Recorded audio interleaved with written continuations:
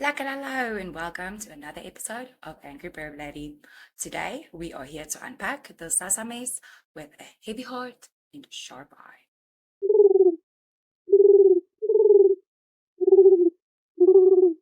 Like and subscribe for more.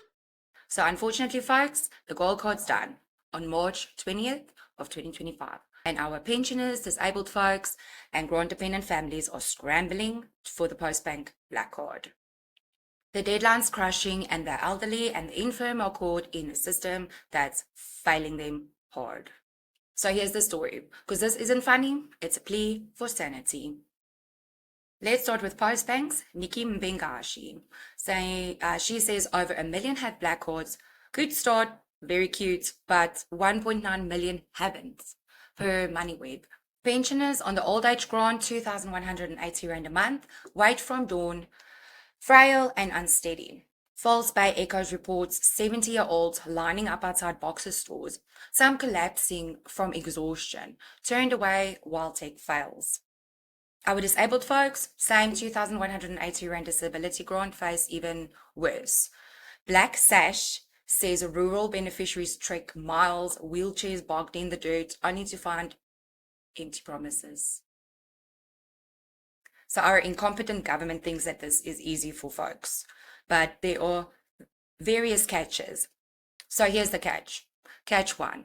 Mobile units meant to help remote areas, barely there per ground up. Catch number 2, no card by the 20th. Post office lines, 543 branches, but they are often chaotic or closed, or you wait until the next morning. These aren't just numbers, they are people who've earned rest, not this nightmare. Just our final point, what about people who might be bedridden, sick or frail, and it's hard for them to move about? What sort of contingency arrangements do we handle here? So there's two ways. People who are normally bedridden even now have something they called a procurator or a proxy, which they nominated a long time ago, which means someone who had access to their cards or could actually go and withdraw funds for them at a post office. So that person can still go withdraw your funds at the post office. But if you're bedridden and then you need a new card, you do have, that person can go to the nearest SASSA office to go and register for you, for us to come visit you at your home, because we have to biometrically verify that it is you. When they go visit the SASSA office, they'll get a form there, but they need to also provide some proof that indeed you are bedridden, because we've seen some silliness in some instances, people saying I'm bedridden and they're not, which they're wasting the resources for those who really need it. Therefore, we require some other doctor certificate, clinic letter, award letter from your counselor or social worker, just to say, indeed, this person is bedridden.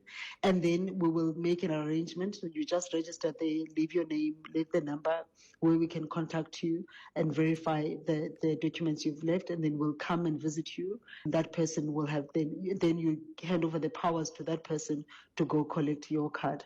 But while you're still doing that, that person that you've nominated can still go withdraw your funds, because they most of the time people do have this person nominated to go withdraw your funds manually, and they have that already. Right, to go withdraw your funds manually. and just to go over the other point that you made, that if a person, for argument's sake, hasn't got their black card by the 20th of March, they will still be able to get it after that date, so nobody's going to be running short of money at all. You can get your black card after the date if for some reason you can't make it before the 20th of March deadline. And also, if a person has still got their yellow card for a while, they can go to a certain designated post office to withdraw in cash. Is that correct? So the yellow card stops working on the 20th completely. You can't use it anyway. But you can go, if you're a SASSA beneficiary who banks with us, and you don't have your black card, for instance, by the end of March, you just need your ID to go to a participating post office to withdraw manually, as you and I or someone else might have gone to your own branch to withdraw your funds. That's all it is. You're just going now inside the branch instead of using the ATM outside to withdraw. That's the only difference, because you don't have a card and now you're forced to go inside the branch. And we are using the post office branches for this purpose. It's not just the elderly, child support grandparents, 510 Rand monthly, and care dependency carers, 2,180 Rand for disabled kids. Or Trap 2. Ground Up counts 27 Western Cape sites for 297k people. Queues stretch into despair. Catch 3, system crashes, waste hours. Parents can't feed kids while stuck. Disabled carers like those on Grant in Aid, 510 Rand extra. Often can't move, bedridden grannies miss out entirely. Catch 4, home visits for the immobile. Need a doctor's note, SASSA rarely honors. Post 20th grants hits account, but gold cards are useless. Post office or bust. This isn't incompetence, it's a system blind to our vulnerable citizens.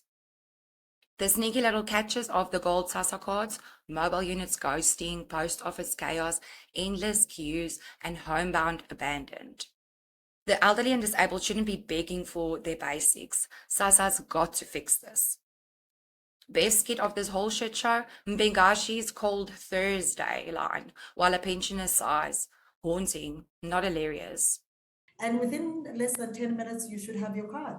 So it really is an easy process, and therefore people shouldn't fear that it should take a lot of time out of their busy days to actually exchange.